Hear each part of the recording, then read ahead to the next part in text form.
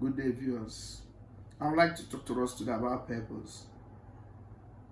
What's the meaning of purpose? Reason. Some call it reason. Academics call it reason. Some philosophers call it motive. Some call it intention.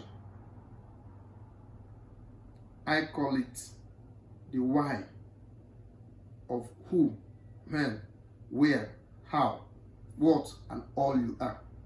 That's what I call purpose. The sum of your reality. In a way, I see life as a big gutter.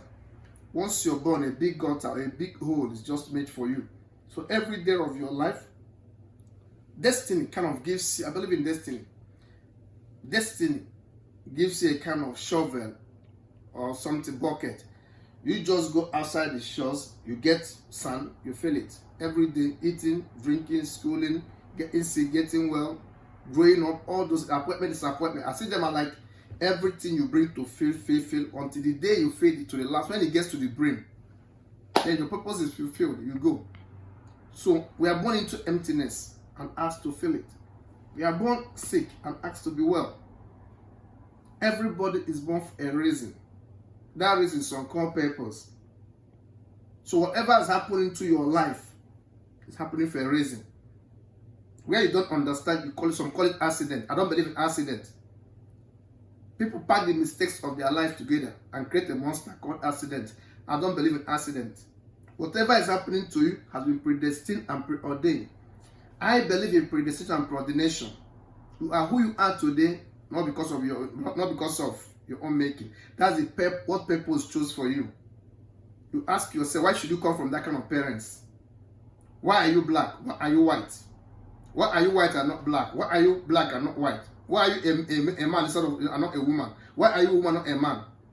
Why are you at this age? Why were you not born 500 years? Why are you not born 600 years ago? Why should your mom have to die at this time? Why should your dad have to die at this time? Why were you aborted? Why should you come from a broken home? Why were you sold into slavery? Why were you tortured? Why are you passing through all these things? They are all purpose. So as we talk about karma, karmic reality, that we're in this world, to reap what we sowed in our previous life. In Africa, before the coming of the Christianity and Islam, we talk about reincarnation. It's just where a man lives his life, then goes. Africa has believed, traditional African Igbo society, I believe it. If you do bad in your previous life, you reincarnate. You come back from a different being. Maybe to face badness or ugliness or hardship in life. That is to reap reward or the karma of what you do in your past life. But if you do good in your past life, you come back, you're either born as a prince or princess, you live a wonderful life, healthy, wealthy, and all those things. But when Christianity came in, that's our African cosmology, our real Igbo traditional beliefs. But Christianity came, Islam came, and they polluted our glory. They polluted what we believe in. They brought resurrection. Before Christianity came, we believe in reincarnation. I still see the reincarnation is kind of a form of resurrection as well. Whereby they say somebody dies, if you die, probably you'll be resurrected again. When you're resurrected, you maybe come back here. Whatever happens is like rebirth. So some of it is rebirth. Some of it is rebirth. So some people come into this world to reap the fruit of their past lives, while others come into this world, to suffer for their past life. That's an African belief. Even though Christianity talk about death and resurrection, African traditional religion talks about death and reincarnation. But we will not ask which is the reality. We only know about the story of Jesus Christ of Nazareth. He rose, he died, and he rose then. But in Africa, there has been some realities where people die, they give them mark, they come back with the same mark and all those things. How do you explain that? I knew about the story. Somebody I met in London here and all those things. The person that was born, the person, they said a few months later, maybe the person died. Then the person again, was born again. Then the person died. They said just about 2 or 3 years died. Then they said the grandmother gave a mark to the person. And when that child was being born, that same person came back again. The person came with the same mark. So how do you explain that? People say there's no reincarnation. The law of life is larger than logic. What we don't understand is bigger than us. It's what we don't understand. We call it this, there's not everything that science has interpretation for. Certain things are supernatural. How do you explain that? A child was born. They call it a big or one or whatever. They didn't find this environment suitable. The child decided to go. The same woman conceived again. give birth to the child again. They went to ask in the traditional way. They said the same child has came again. Small time again. For this child not to go again, they tried to give a mark. Then the child didn't find place comfortable. The child died. With a space of 8-9 years, the woman gave birth again. The same child, he came back again and came back with the same mark. That same place they gave that back was born and they saw nobody gave that mark. How do you explain that? Life is larger than logic. There's what they call it paranormal, supernatural things happening in this life. I'm a Christian, I teach. I'm a philosopher. I cite for the truth. But there are certain things I've seen about life. Certain things that happen, not just to me, but people around. And I saw that, look, there is something bigger than the physical. Whatever is happening in the physical is settled in the spiritual. The spiritual controls the physical. So whatever is happening to you now, I believe it's spiritual, supernatural, that's actually dictating the rules you obey. So if you want to have any solution in life, go back to the spiritual. Once you settle your case in the spiritual, then you can have physical manifestation. If you're forgiving the spiritual, you forgive in the physical. If you're blessed in the spiritual, you bless in the physical. If you're rich in the spiritual, you can be rich in the physical. We are looking for spiritual, that's the problem. We're looking for physical solution to spiritual problems. No. Spiritual problem needs spiritual solution. Science is an attempt. Religion is an attempt. But both science and religion doesn't even sum up, doesn't even sum up the spiritual. Science attempts to maybe reveal the spiritual. Religion attempts to reveal the spiritual. But spiritual is still spiritual. Spiritual remains a mystery. So I believe in purpose. I believe that whatever is happening to anybody today has been programmed to happen that way. That doesn't make you not attempt to do things. Yes. I'm not trying to make effort that you say what must be. Yes, I agree. But then remember that we are born, we are microcosm, in a microcosm. We are living in a small circle within a bigger circle. God and purpose is that bigger circle. We, the earth, the sphere where we are now, is just a little circle. So there's a limitation to what we can achieve. Just like some people that say there is no God. I tell them whether you believe or not doesn't raise the reality of God. Whether you believe there is God or believe there is no God, that doesn't change God from big God. There is still God. If you like, believe. If you like, don't believe. Like I'm talking to you now. You went and tell somebody, say, look, the philosopher talked to us and all that. Some people say, no, he didn't talk to you people. Whether they believe or not, it doesn't change the reality that I still talked. So purpose is somehow. So when certain things are happening to your life, stop releasing blames. Look inward. Think about your past life. Think about your past. The past kind of shapes the present and influences the future. As I keep telling people, be careful. The way you treat people you meet on your way going, you might meet them on your way coming. Life is larger than logic. Life is a mystery. Live well in the past, you enjoy the present, then the future will take care of itself. What is today? What is today? Today is just the outcome of yesterday. Yesterday is the grandmother of today, and tomorrow is going to be the child of today. Yesterday is a grandparent, today is the parent, tomorrow is a child. Tomorrow will always come in form of the present. That's the thing. What is today? Today is the tomorrow that we hope for yesterday. Understand this.